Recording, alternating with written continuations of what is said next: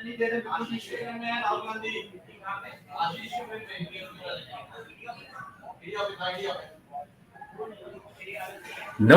और न्यूज 18 के विश्लेषण में आपका एक बार फिर से स्वागत है। हमेशा की तरह हम दोनों आपके सामने उपस्थित हैं। मैं आनंद नरसिम्हन और मेरे साथ हैं वरिष्ठ पत्रकार और editor convergence network 18 Brajesh Kumar Singh. Brajesh ji, अभी एक तरफ विपक्ष मोर्चा लेकर खड़ा है, खासकर कांग्रेस पार्टी, क्योंकि सोनिया गांधी जी को फिर से ईडी के सामने बुलाया गया है और कांग्रेस सब जगह प्रदर्शन करने में लगा हुआ है। इस पर हम चर्चा कर चुके हैं। दूसरी बात, वहां संसद में हम ना करूंगा ना काम करने दूंगा वाली एक एटीट्यूड चल रही है, विपक्ष की नीति चल रही है, जहां हर चीज के लिए वो खड़े हो जाते हैं और फिर सदन को चलने नहीं दे रहे हैं। अब इस उपलक्ष्य में प्रधानमंत्री ने कहा, देखिए, एक व्यक्ति, एक विचारधारा या एक पार्टी विशेष के पीछे आप अपनी राजनीति मत चमकाइए, आप चमकाइए, आप ये सोचिए कि देश के लिए क्या अच्छा है और देश को पहले रखिए, देश हित में काम कीजिए। तो प्रधानमंत्री नरेंद्र मोदी जी का ये मैसेज था कि put India first, nation first, Bharat को आप प्राथमिकता दीजिए, भारत के हित में आप राजनीति कीजिए, एक व्यक्ति विशेष के लिए मत कीजिए या एक व्यक्ति विशेष के खिलाफ, एक विचारधारा के खिलाफ मत कीजिए। कैसे देखते हैं आप इसको? क्योंकि इसका एक हिस्टोरिकल पर्सपेक्टिव भी है, बैकग्राउंड भी है, पर ये स्टॉप मोदी एजेंडा जो है, कहते हैं ना, विचारधारा की लड़ाई है, मोदी को रोकना है, बीजेपी को हराना है, इस तरह की राजनीति क्या देश हित में है? लेकिन मुझे लगता है कि इतिहास से सबको सबक लेना चाहिए। आप ध्यान रखें कि अपोजिशन की बहुत बड़ी भूमिका है डेमोक्रेसी में, और जो है हेल्दी क्रिटिसिज्म जो है वह ऑलवेज नेशनल इंटरेस्ट में। लेकिन अगर वह हेल्दी क्रिटिसिज्म जो है वह हेल्दी क्रिटिसिज्म की जगह अगर आप कह सकते हैं कि बिटर क्रिटिसिज्म हो जाए या फिर एजेंडा हो जाए किसी पार्टी विशेष या फिर किसी व्यक्ति विशेष के संदर्भ में, तो वह जो है देश हित में न होकर वह जो है निजी हित में हो जाता है। और विपक्ष की समस्या ये है कि देखिए, चुनाव का मैदान होता है जबकि आपको विचारधारा की लड़ाई आमने सामने लड़कर और फिर जो है जनता से अपने बारे में समर्थन मांगने का मौका होता है। अनफॉर्चुनेटली अगर आप देखें, विपक्ष की त्रासदी ये है कि अगर नरेंद्र मोदी का करियर देखें, वह 1995 में जो बीजेपी की जो पहली सरकार आई गुजरात में, उसके आर्किटेक्ट रह चुके थे, बीजेपी के संगठन महामंत्री थे वहां पर। उस सरकार को जो है तोड़ने फोड़ने में, जो ठीक है कि बीजेपी के उसमें जो बड़े नेता थे शंकर सिंह वाघेला की भूमिका रही थी, लेकिन उनको सपोर्ट कौन कर रहा था? आप जानते हैं कि केंद्र में उस समय जो है, उस समय भी कांग्रेस की सरकार थी, और उस समय के जो तत्काल सिविल एविएशन मिनिस्टर से लेकर कांग्रेस पार्टी के कई बड़े नेता, आप ध्यान रखें कि कांग्रेस के मुख्यमंत्री थे दिग्विजय सिंह उस समय मध्य प्रदेश में। जब बीजेपी के रिबेल एमएलएज का विमान जब खजुराहो में उतरा तो पूरी की पूरी स्टेट मशीनरी थी जो है सपोर्ट करने के लिए उस रिबेलियन को। तो जाहिर है बीजेपी की जो अपनी सरकार थी उसको अस्थिर करने की जो है जो कोशिश उस समय इतने ब्लैटेंटली हुई थी, मुझे नहीं लगता कि उसका उदाहरण हाल फिलहाल के दिनों में दिखाई देता है। वो भी तब जब अपोजिशन ये कहता है कि बीजेपी कहीं भी अपोजिशन की सरकार को नहीं चलने देना चाहती, उसको डिस्टेबलाइज करती है। खजुराहो कांड मुझे लगता है कि अपने आप में भारतीय राजनीति का एक बहुत बड़ा एग्जाम्पल है कि कैसे अपने से विपरीत विचारधारा वाली सरकार को डिस्टेबलाइज करने के लिए केंद्र से लेकर राज्य सरकार तक साथ मिलकर और सहयोग कर उस सरकार को गिरवा सकती है। आप ध्यान रखिए, खजुराहो में उसमें जब विमान लैंड हुआ था तो खजुराहो में नाइट लैंडिंग की फैसिलिटी नहीं थी, और आपको जान के आश्चर्य होगा कि उस समय जो है सो एयरपोर्ट पर ट्रैक्टर्स की रोशनी चारों तरफ करवा के उस जो है सो विमान को जो है सो लैंड करवाया गया था। अपने आप में इंडियन एविएशन की हिस्ट्री में बड़ी विचित्र घटना है, आप उसके सामने देख लीजिए। अब वहां से चूंकि फिर 98 में भी बीजेपी ठीक है रिबेलियन का शिकार रही 95 में, लेकिन 98 में फिर से बीजेपी आई गुजरात। 2001 में तो खुद मुख्यमंत्री के तौर पे कुर्सी संभाली नरेंद्र मोदी ने गुजरात की, और उसके बाद से लगातार 3 चुनाव उन्होंने अपोजिशन को परास्त किया। और गुजरात के संदर्भ में अगर हम अपोजिशन की बात करते हैं तो मोटे तौर पे कांग्रेस है। हालांकि समय समय पर वहां पर बहुजन समाज पार्टी से लेकर समाजवादी पार्टी से लेकर यहाँ तक कि जब शरद पवार की अपनी एनसीपी बहुत मजबूत एक समय हुआ करती थी, इन सब ने अपनी सोच मारी थी गुजरात में, लेकिन किसी को कोई फायदा नहीं हुआ।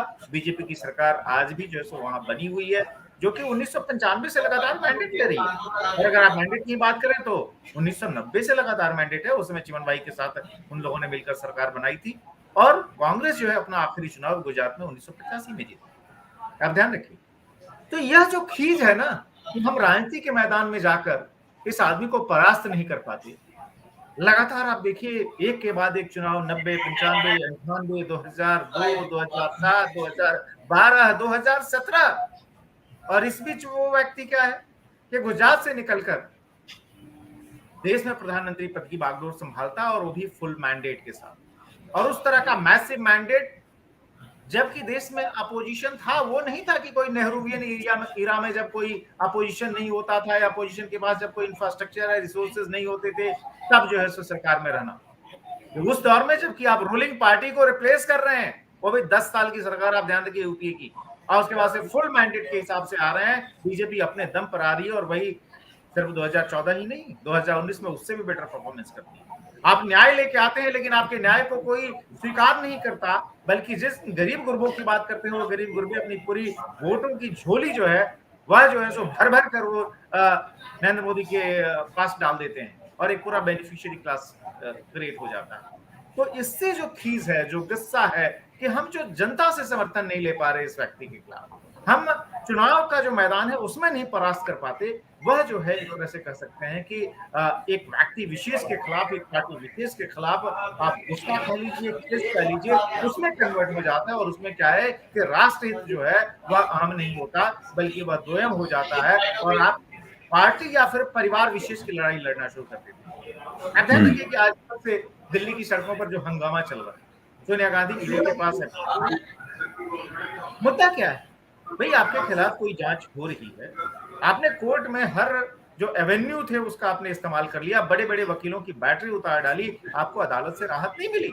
ऐसा नहीं है कि कल जो है कोई केस आपके सामने दर्ज किया गया और आज उठा के आपको अंदर कर दिया गया या फिर आज आपको पूछताछ के लिए बुला लिया गया। ये तो 2014 से चल रहा है। और आप ध्यान रखिए कि आप जब सरकार में थे आपने इससे ज्यादा गंदे ढंग से जो लोग आज सरकार में हैं उनके सामने आपने बिहेव किया था जब वो गुजरात के मुख्यमंत्री या फिर उनके डिप्टी जो है एक तरह से कह सकते हैं MOS मोहम्मद शाह हुआ था। इस तरह की तो कोई भी चीज नहीं हुई है कांग्रेस के साथ, न ही राहुल गांधी के साथ, न सोनिया गांधी के साथ। लेकिन आप पूछताछ कैसे कर सकते हैं इन दोनों से?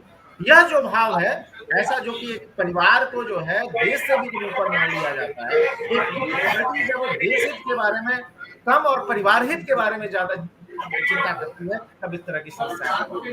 और यही वो वजह है कि यह जो खीज है, जो गुस्सा है या जो एक परिवार विशेष के प्रति लॉयल्टी है और उस लॉयल्टी के चक्कर में आपको सरकार का हर कीमत पर विरोध करना है, भले ही वह देश हित हो या ना हो, आपको उस स्थिति में लेके आता है। और इसीलिए प्रधानमंत्री के तौर पर नरेंद्र मोदी को कहना पड़ता है कि आप कभी कभार देश के बारे में, पार्लियामेंट का जो फोरम है किस लिए? लेजिस्लेटिव जो बिजनेस है, लेजिस्लेटिव जो प्रोसेस है, देश के लिए नीति, नियम, कायदे, कानून गढ़ने का वो मंच है। एक हेल्दी डिबेट वहां होनी चाहिए, लेकिन आप पार्लियामेंट को ना चलने दें, आप हंगामा करें, आपके पास कोई पॉजिटिव एजेंडा नहीं हो बट आपकी कोशिश ये हो कि किसी भी तरीके से हम कामकाज नहीं चलें। तो यह जब भाव होगा तो फिर उसमें प्रधानमंत्री को कहना पड़ता है। और ध्यान रखिए कि नरेंद्र मोदी ने पहली बार ऐसा कोई बयान नहीं दिया है। इस तरह के बयान उनके 2016 में भी आए थे, 2014 में भी आए थे और उसमें उन्होंने राजीव गांधी को टांग के कहा था, एक समय जो आपके प्रधानमंत्री ने कहा था, जरा सोचिए, जब उस समय भी जब संसद नहीं चलने दी जा रही थी उन्होंने कहा था कि भाई संसद का चलना कितना महत्वपूर्ण है, तो कम से कम उनसे प्रेरणा लीजिए। तो मुझे लगता है कि जो प्रधानमंत्री की जो पीड़ा है, तो देश के लोगों ने जो मैंडेट दिया है, उनको मैसिव मैंडेट दिया है और उसके हिसाब से देश के हित में जो कानून बनने चाहिए और उसमें जो है अपोजिशन का जो सहयोग मिलना चाहिए। आप देखिए किसी बिल में आप अमेंडमेंट की बात कर सकते हैं, आपके पास जो अगर संख्या बल है उसके आधार पे आप अंदर लड़ाई भी लड़ सकते हैं। राज्यसभा के अंदर जब बीजेपी और एनडीए का बहुमत नहीं था तो पूरे टाइम में जो है किस तरीके से राज्यसभा के अंदर जो परेशान किया गया, लोकसभा से बिल पास हो जाते थे, राज्यसभा में जाकर अटक जाता था, लेजिस्लेटिव प्रोसेस पूरा पूरा खत्म हो जाता था। अब आप ध्यान रखिए कि जब दोनों जगह जो है पार्टी के पास मैंडेट है, दोनों जगह जो है मेजोरिटी है एनडीए की, उस समय चूंकि आप जो है आधिकारिक तौर पर किसी प्रक्रिया को रोक नहीं सकते, तो फिर आप जो है आप हिंसा कह लीजिए, हंगामा कह लीजिए, इसका सहारा ले रहे हैं और इस तरीके से प्रोसेस को रोक रहे हैं। तो इसीलिए फिर प्रधानमंत्री का ऐसे बयान आता है कि आप कम से कम कभी तो देश हित, राष्ट्र हित सोचिए। और मुझे लगता है कि यह बयान उनकी उसी पीड़ा का सूचक है जिसमें कि वो बार बार देखते हैं कि जब देश के हित में जब कानून नहीं बनने दिए जाते, जब बिल नहीं पास किए जाते और हंगामा चलते रहता है, तो मानसिक पीड़ा इस तरीके से चैनलाइज होकर बाहर आती है। देखिए कई बार ऐसा हुआ कि विपक्ष में जब बीजेपी रही या ये कहा गया कि संसद के मुद्दों को सड़क पर ले जाने की आवश्यकता है ताकि लोगों तक इस बात को पहुंचाया जा सके कि संसद में क्या हो रहा है। कहीं क्या आप अभी इसको रेट्रोफिट होते हुए देख रहे हैं कि सड़क का बवाल, सड़क की एनर्की, सड़क का अनरेस्ट, उसको आप संसद के अंदर स्ट्रीट पॉलिटिक्स अब आप संसद में प्रैक्टिस कर रहे हैं। क्या आप इससे इस बात से आप इत्तेफाक रखते हैं? Do you agree with this? या फिर आपको लगता है कि ये भी एक तरीका है पेश करने का विपक्ष को? क्योंकि काउंटर इसका ये आता है कि भाई 2011, 12, 13 में, 2014 के बिल्डअप तक यूपीए 2 में जिस तरह का बखेड़ा संसद में बीजेपी करती थी, वो तो इसी तरीके का बवाल हुआ करता था। और अभी हाँ, देखिए, अशिष्ट व्यवहार के साथ तो मैं बिल्कुल नहीं हूँ कि आप टेबल पे चढ़ के भांगड़ा करें या फिर माइक तोड़ दें या फिर रूल बुक उठा के फेंकें, जिस तरह का बर्ताव पिछले सदन में, पिछले सेशन में हुआ था, वो तो नहीं होना चाहिए। लेकिन इस तरह का बर्ताव तो विपक्ष पहले भी करती आई है। हमारी स्टेट असेंबलीज में तो हम पहले ये देखते थे, तमाशा देखते थे कि किस तरह से एमएलएज बिहेव करते हैं और एमपीज बिहेव करते हैं। तो पार्लियामेंट के अंदर अशिष्ट व्यवहार ये पहली बार नहीं है।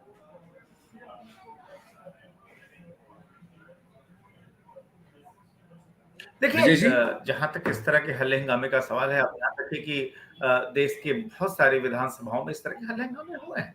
लेकिन मान लीजिए अगर पास्ट में कोई गलती हुई है या पास्ट में मान लीजिए कोई उच्छृंखल व्यवहार हुआ है, क्या आप उसको नजीर पेश करके आप आगे भी ऐसा ही करते रहें? अगर आप मानते हैं कि कोई चीज जो है असंसदीय है, कोई चीज जो है जिस तरह का हल्ला हंगामा है वह गलत है, वह नहीं होना चाहिए, तो क्या आप उसको रिपीट करके फिर आप जस्टिफाई करना चाहते हैं कि नहीं, पास्ट में ऐसा हुआ है इसलिए हम भी ऐसा करेंगे? ऐसा तो नहीं हो सकता ना। दूसरा, आप ध्यान रखिए, अगर लेजिस्लेटिव बिजनेस की बात करें, आप कहते हैं कि नहीं, जो सरकार जो बुलडोज करके बिल पास करवा दे, तो आप भला बताइए ना, जो आंध्र प्रदेश और तेलंगाना, जब आंध्र प्रदेश रीऑर्गेनाइजेशन बिल जब पास कराया जा रहा था संसद में, क्या नजारा था? आपको ध्यान होगा, दिन के बीच वो बिल पास हुए थे और एक नहीं, ऐसे कई बिल पास हुए। तो यह जो है लेजिस्लेटिव प्रोसेस जो है वो सुविधाओं का सवाल नहीं हो सकता, सेलेक्टिव एमनेशिया का शिकार नहीं हो सकता। अगर कोई सरकार सत्ता में है तो उसकी ड्यूटी है कि वो बिल को पास करवाए, बिकॉज वह सिर्फ एग्जीक्यूटिव ही नहीं, वह लेजिस्लेटिव रोल में भी है। जब संसद का सत्र चलता है तो सरकार लेजिस्लेटिव रोल में होती है। सत्तारूढ़ पार्टी की भूमिका होती है कि वो महत्वपूर्ण कानूनों को पास कराए, वो ये नहीं है कि वो हंगामे की भेंट चढ़ के और जो है सो चीजों को रोक दिया जाए, क्योंकि संसद खर्च होता है, तमाम मेंबर सेशन जब कन्वीन किए जाते हैं, देश के आम आदमी का पैसा जो कि टैक्स के तौर पर जो जमा होता है और उससे ये सारे के सारे खर्चे निकाले जाते हैं। तो इसमें क्या है कि आप मतलब अपने भत्ते लेते रहे, आप अपनी तनख्वाह लेते रहे और आप हंगामा करते रहे, काटते रहे और कोई लेजिस्लेटिव प्रोसेस ना हो, कोई बिजनेस ना हो। ऐसा हो सकता है क्या? ये तो आपकी नैतिक जिम्मेदारी है कि भाई देश की जनता ने अगर आपको चुनकर भेजा है संसद में, तो आपको जो है लेजिस्लेटिव प्रोसेस में आपको अपना योगदान करना चाहिए।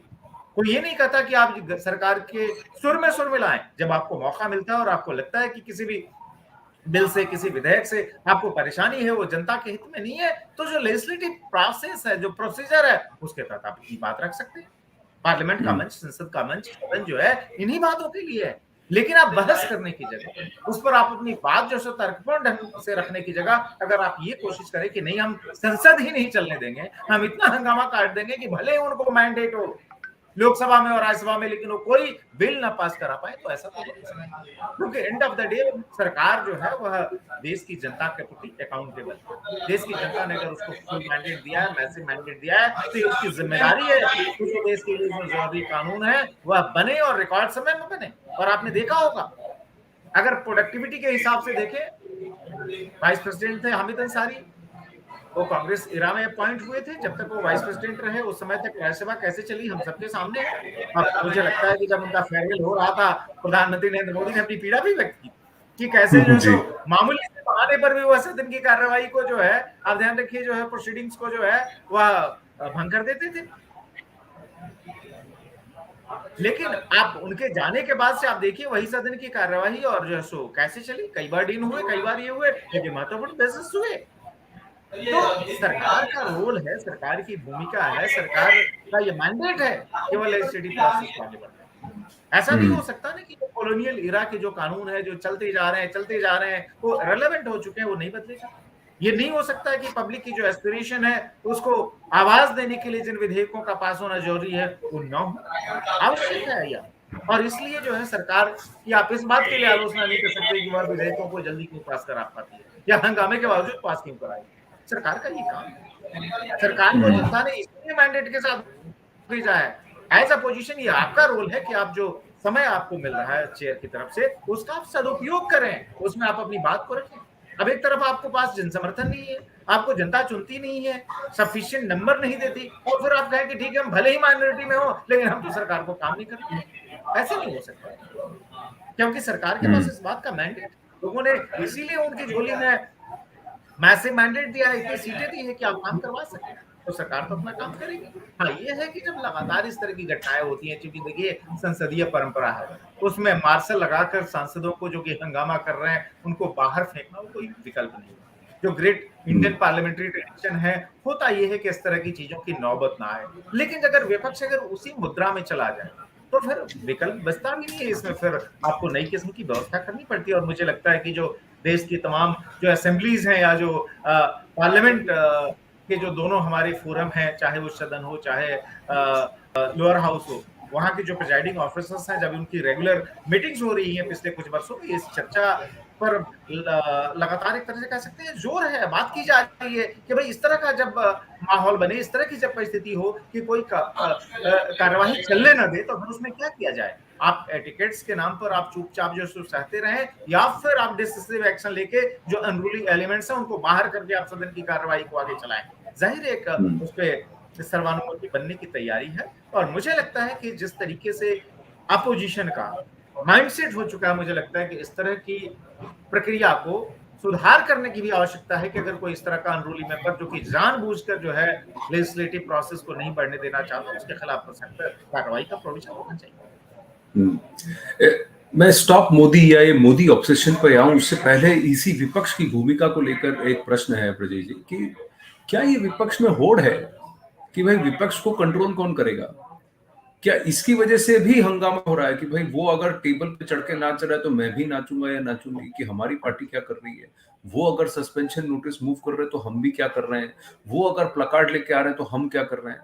वो अगर हल्ला कर रहे हैं तो हम क्या कर रहे हैं? कि विपक्ष का नैरेटिव कौन सेट कर रहा है? कहीं ये इस होड़ में भी तो कहीं ना कहीं ये पूरा खेल तो नहीं चल रहा? देखिए, ऐसा है कि जो कांग्रेस जो कि कई दशकों तक लगातार देश में शासन में रही, आप ध्यान रखिए कि 1947 में देश स्वतंत्र हुआ, 1952 में पहले चुनाव हुए, और उसके बाद से अगर आप देखें तो कमोबेश लगातार केंद्र में ध्यान रखिए कि 77 के जब लोकसभा चुनाव हुए इमरजेंसी के बाद, उसमें जनता पार्टी की सरकार आई। अदरवाइज आप 1947 से लेकर आप 1977 तक देख लीजिए, 30 सालों तक लगातार 30 इयर्स कांग्रेस का शासन रहा केंद्र में। और जो 77 में जो सरकार आई भी, आप ध्यान रखिए कि उसमें 50% एलिमेंट जो थे वो पुराने कांग्रेसी ही थे। उसके बाद से 1980 में जो है जनता पार्टी का आंतरिक बिखराव हुआ। वो बिखराव को कैसे ट्रिगर किया गया, इसके पीछे भी लंबी कहानी, आप मत इसमें बहुत डिटेल में जाइए, क्योंकि उसके लिए एक अलग पूरा सेशन चाहिए कि चरण सिंह को कैसे चढ़ाया गया, कैसे इंदिरा गांधी ने भरोसा दिया कि हम आपकी सरकार चलाएंगे, और कैसे ही 6 महीने के अंदर उनकी सरकार गिरा दी। वैसे ही चंद्रशेखर के साथ हुआ था 1991 में, आप याद करिए, जब राजीव गांधी ने एक तरफ कहा कि नहीं जी आप वो हम पूरा समर्थन देंगे आपके पूरे टेन्योर के लिए, और फिर एक झूठे बहाने के साथ जिसमें कि कुछ हरियाणा पुलिस के जवान जो है उनके घर के बाहर जासूसी कर रहे थे, इस तरीके से हंगामा काट के उन्होंने सरकार को गिरवा दिया। और चंद्रशेखर जैसा आदमी था, ध्यान रखिए, इनको लगा कि वो आप ब्लैकमेल कर पाएंगे चंद्रशेखर को, लेकिन चंद्रशेखर इतने गुरूर वाले थे, उन्होंने कह दिया था साफ साफ। शरद पवार जो है वो उसमें मीडिएशन करने के लिए गए थे, और वो बाकायदा डॉक्यूमेंटेड भी। वो शरद पवार के जरिए चंद्रशेखर ने राजीव गांधी को मैसेज दिया कि चंद्रशेखर दिन में 3 बार अपने विचार बोलता, मुझे सत्ता का कोई मोह नहीं है, मैं इस प्रकार छोड़ रहा हूं, मैं त्याग पत्र दे रहा हूं। तो ये जो पूरा का पूरा खेल है, आप ध्यान देखिए कि फिर आप 1980 से लेकर 89 तक आप लगातार सत्ता में रहे। उसके बाद से फिर जो बीच में जो है कुछ सरकारें 89, 91, आप वीपी सिंह चंद्रशेखर, फिर उसके बाद से नरसिम्हा राव की फिर से रही। फिर आप देखिए फिर से जो है लगातार यूएफ की सरकारें रही, फिर 13 दिन 13 महीने, और फिर 5 साल वाली सरकार रही, फिर 2004 से लेकर 2014 तक 10 साल रही। तो कांग्रेस जो है लगातार जो है एक तरह से कह सकते हैं अपनी जमीन खोती रही, इतने साल सत्ता में रहने के बावजूद। आज उसके पास आप लोकसभा में देखिए ऑफिशियल विपक्ष भी नहीं है, लेकिन वह अपने एरोगेंस से बाज नहीं आ रही। उसको लगता है कि उस पार्टी का जन्म ही भारत के में सत्ता की बागडोर थामने के लिए है, और सत्ता की बागडोर भी किसके हाथ? आप ध्यान देखिए, मन में यही होता है कि भाई परिवार के पास ही रहे।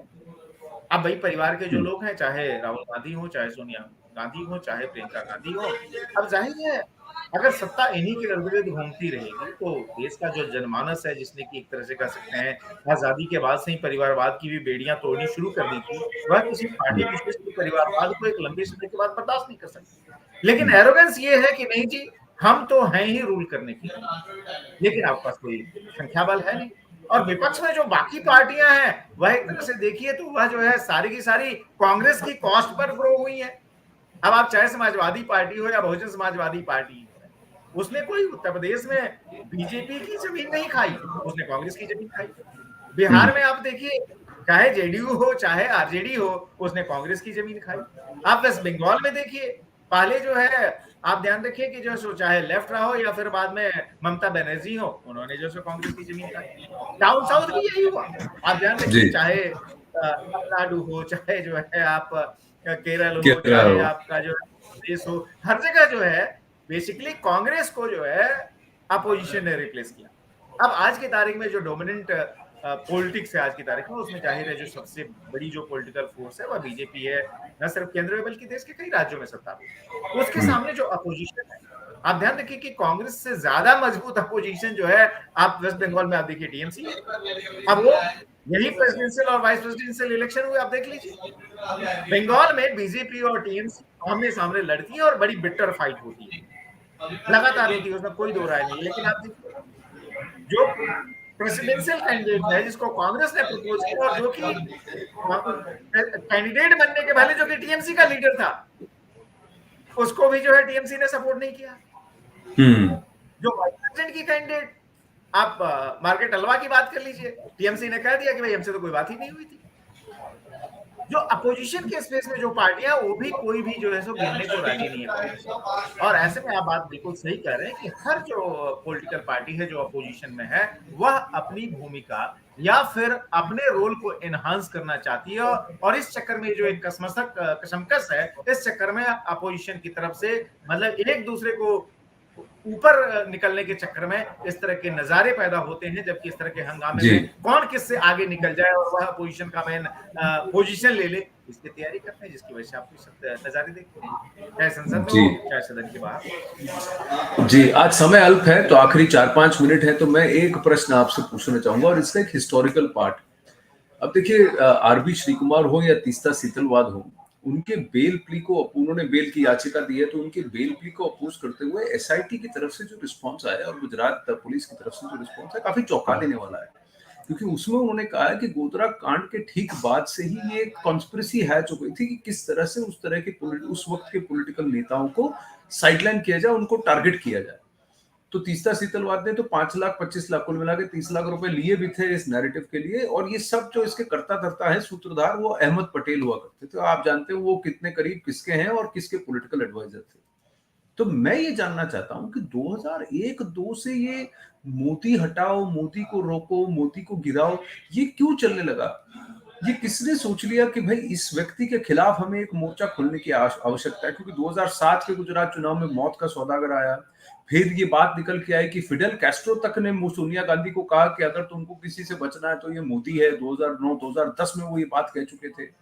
फिर 2014 के बाद, और अब भी देखिए कि अब जो नेक्स्ट जनरेशन है कांग्रेस पार्टी में, वो भी मोदी विरोध में ही ऑब्सेस्ड है। हर चीज में और हर व्यक्ति वस्तु में, हर विषय में सिर्फ मोदी को ही दोष दो और मोदी को ही टारगेट दो। तो ये 20 साल से ये प्रकरण क्यों चल रहा है? देखिए, सीधी सी बात है, आपने खुद कहा कि जो परिवार है, जो पार्टी है, क्योंकि परिवार और पार्टी एक दूसरे के सिनोनिमस ही है, इसलिए जो कांग्रेस के संदर्भ में ये बात हमेशा कही जाती है। तो उनको सबसे बड़ा खतरा जो है वह तो मोदी से ही है। और आपकी मोदी जो है 1990 में जो पहली सरकार जो नॉन कांग्रेस सरकार बनी गुजरात में, उसके भी आर्किटेक्ट थे। चिमन भाई पटेल के साथ बीजेपी का गठबंधन करके वहां सरकार बनवाना और संयुक्त तौर पे चुनाव लड़ना, यह जो है नरेंद्र मोदी की पहल थी।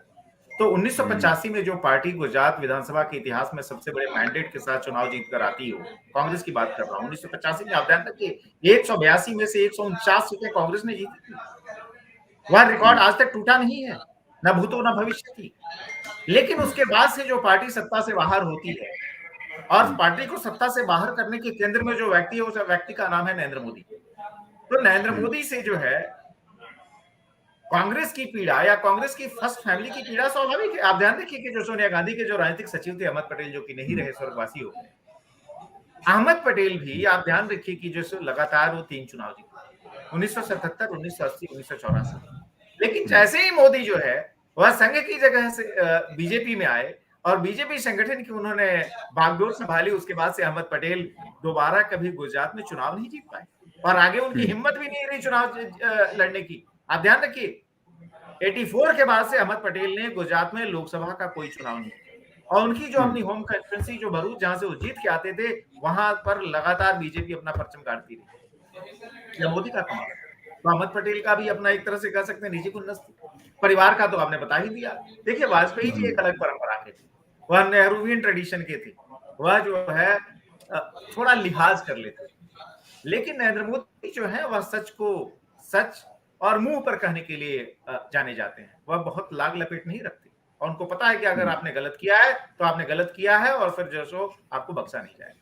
और सबसे बड़ी फोर्स के तौर पर आप ध्यान रखिए 95 में फुल मैंडेट की सरकार बीजेपी की बनवाना हो या फिर जो आप ध्यान रखिए कि 1998-99 में बीजेपी के केंद्रीय संगठन में उनके दायित्व महत्वपूर्ण हो गए थे। जब वो गुजरात गए उससे पहले तो केंद्रीय संगठन महामंत्री थे। तो इस तरीके से बीजेपी को पूरे देश में फैलाने में नरेंद्र मोदी की बहुत बड़ी भूमिका रही और उसके बाद से 2001 में गुजरात गए और उसके बाद से तो पूरा का पूरा आपने देख लिया। 2002 के बाद से जिस तरीके से उनके नाम पर जो है विपक्ष ने बवाल काटा, हंगामा काटा, 2002 में ही उनको निपटाने की कोशिश की गई गुजरात दंगों के बहाने, लेकिन मोदी कमजोर होने की जगह लगातार मजबूत होते चले गए। और आज सच्चाई ये है कि पहले गुजरात में और 2014 से लगातार दिल्ली में बैठ के जो है पूरी अपोजिशन को चिढ़ा रहे हैं और अपोजिशन जाहिर है जो सबसे बड़ी पार्टी एक समय की रही जो कि लगातार सत्ता में रही वो कांग्रेस है। तो कांग्रेस की खेस स्वाभाविक है। दूसरा, कांग्रेस की जो फर्स्ट फैमिली है उसको सबसे बड़ा जो खतरा है कि भाई हमारा नंबर तभी आ सकता है, हमारा डोमिनेंस तभी हो सकता है जब ये आदमी कमजोर हो।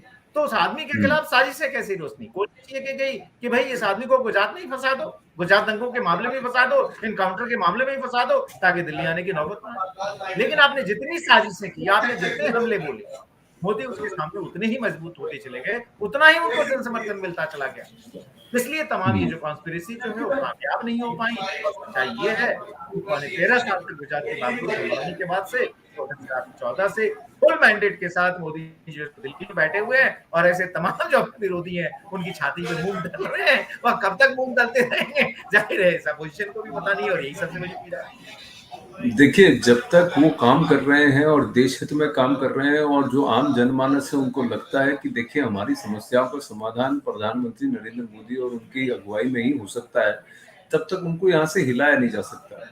लेकिन अब विपक्ष को देखना है कि उनकी भूमिका क्या है और वो कैसे इस भूमिका को बतौर जिम्मेदारी के साथ निभाना चाहते हैं, देश हित में क्या करना चाहते हैं। देखिए, राजनीतिक रोटियां हर कोई चमकाना चाहेगा कभी ना कभी, लेकिन देश हित पर काम करना आवश्यक है। चलिए, आज के इस विश्लेषण को यहीं पर विराम देते हैं। अगले अध्याय के साथ जल्द जुड़ेंगे, तब तक के लिए नमस्ते।